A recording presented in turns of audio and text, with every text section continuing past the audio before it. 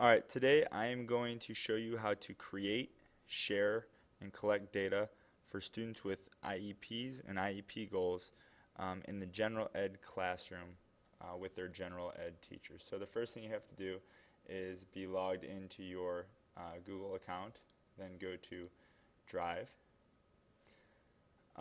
From there, what you would do is create a folder, and you can see my folders. There are two different ways to look at your folders. You can look at it in list form or the actual folders, which I prefer. From there, you can create your forms, and I put mine in special ed goals data. Then, for the collaborative project that we did earlier in the semester, I got together with the rest of the special ed department, and we created template forms for this whole project I am showing you. So that I will show you now. So the first one we created were behavior forms. This is the behavior form here that we created as a group. This is just a template that we can use to then go ahead and later apply to a particular student. So that is what I did and we did for the collaborative assignment. So we created a math goal blueprint template form, reading comprehension, and a written expression, and study skills is the last one. So that was the culmination of the original project that we did. From there, and what I'm showing you today is how to expand beyond that and actually utilize those. So after creating those forms, I'll show you an example. I went and wanted to individualize them for my students. So what you do is you take the one that you created with everybody else, and this isn't the one I wanted to look at. Let's go to the actual behavior form. And what you need to do is copy it. Make a copy. And then this one I'll use an example of myself. So Mike Ryan behavior form. And now this is created. What you can do from there is you can change the title. So it's Mike Ryan. And you can see the template questions that are on here. Does the student arrive to your class on time? Is the student prepared? Well, I want this form to answer questions and touch on goals that are in the student's IEP. So this may not work for all students, so I can get rid of particular questions if it doesn't work for this student by just deleting it. I can also add items like, am I a student who fights often and I want to record that data? Well, I would add, did this student get in any altercations throughout the week? It's a question mark. After that, we can make it multiple choice, and option 1 can be yes, option 2 can be no. And done. That just added an additional question. So that is how you create a form from the template forms. Then, the nice thing Google does, it saves everything for you. Now, where does that thing go? That will go to your drive. So you can see this is my behavior form. Where would I put that? I would move that into the folder that has my students' behavior forms.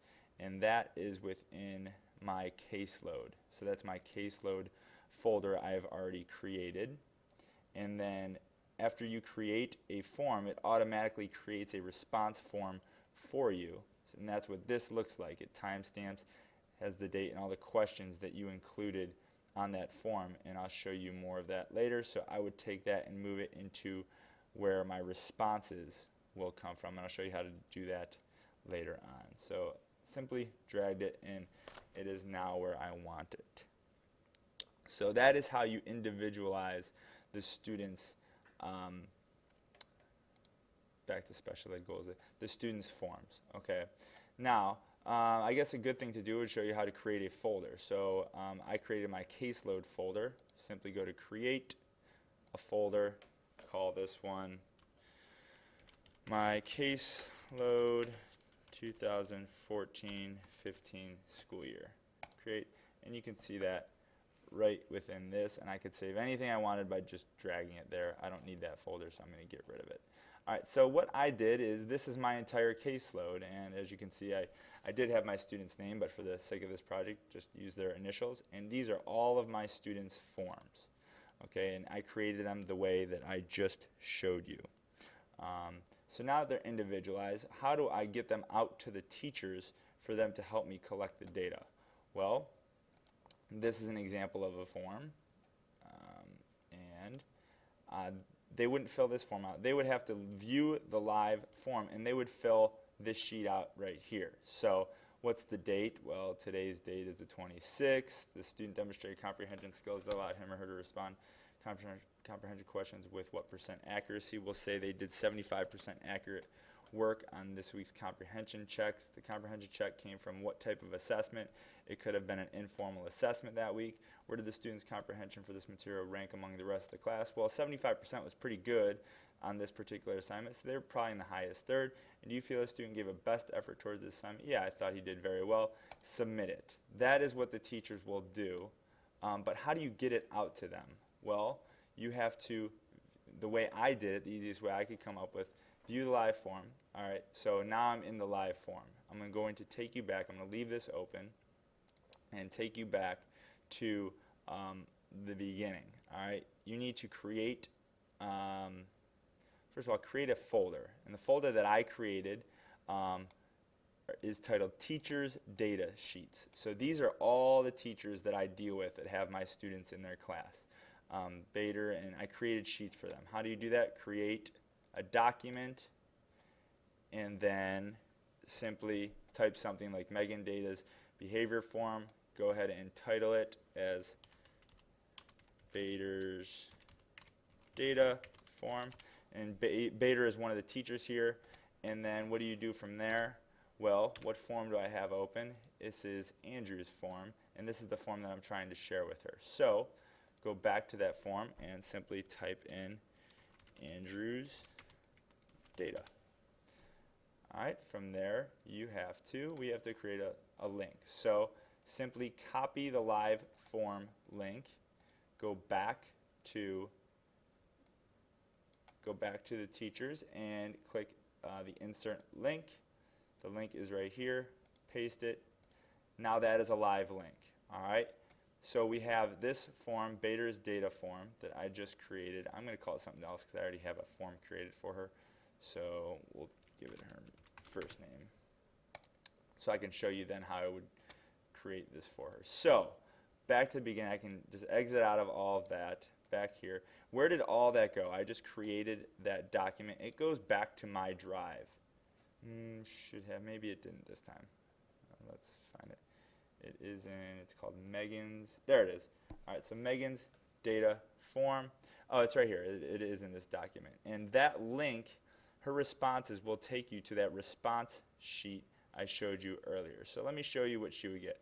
First of all, how do you get this to Megan? You click it here, go to share, and I have to share it with her. So I would type her email account in, and I don't have to show you what her email is, but enter it, done, and now it is shared with her. So now what she would do, and this is her actual live form, this is the form she would get. And she would just click on the form that I've sent to her. She would fill it out, and this is an organization study form for one of the students that we have in common. She would fill it out, and then she would submit it. And where does that send to? Where do I get all this data collected at? This data goes to my responses, which I've created a response folder for. So the one I was talking about with Andrew, this was filled out by one of his teachers, and everything's timestamped, so you know exactly when it was filled out. What type of writing is being assessed? Formal paper. Where did he rank? He was middle third. Did the student expand sentences? Yes. Did the student edit their work? And this is great data in regard to a writing goal that this student has written for him. Another one that can be great are student organization study skills. So these have been filled out by the student's teachers, and this is where it was sent to, and now I have all this data with me. Best part about this is I have this to put on their IEP, to send data to the parents, and if the parents are very involved with this student, you can also share this response form with the parent. So how would I share it? Well, boom, click it and type the parent's email in, and they have access to how this student is doing in their classes at all times. What class? Psychology. How often does this student turn assignments in on time? Rarely. Now the parent knows that he rarely turns stuff in on time. He commonly ranks in the lowest third due to a lack of effort. When does this student complete work? Do they turn it? What's the quality? It's fair.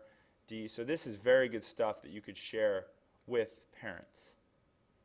And you also have for yourself, and you all know the importance of collecting data. So that is how I create forms, template forms, how I individualize the forms, how I then save the response forms in a response folder, and how I share those forms with the general ed teachers, and how I can show the response forms.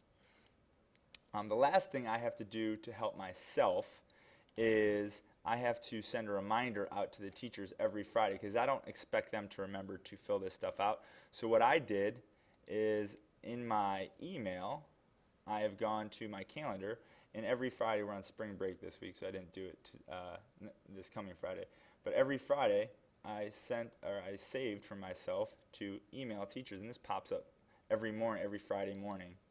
And it's just a little reminder to myself saying email teachers about data collection. And I also have to fill out a couple forms. So that is how I collect my data for my students while I do not have them in my classroom, using Google Drive and Google Forms.